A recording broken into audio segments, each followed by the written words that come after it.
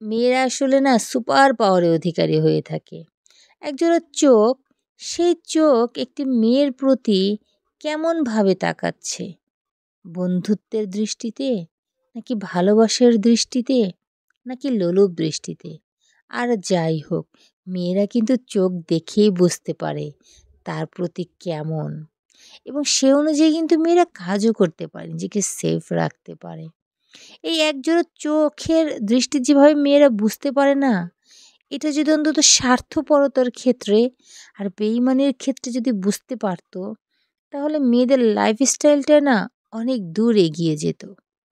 আসলে বেইমানি আর স্বার্থপরতাটার বিষয়টা মেয়েরা কখনো বুঝতেই পারে না। ইভেন অনেকেই বুঝতে পারে না, বছরের পর বছর মিশেও, সাথে থেকেও এই স্বার্থপরতার বেইমানিটা যদি একটু বুঝতে পারতো না, তাহলে অনেক অনেক কিছু অসাধ্য সাধন হয়ে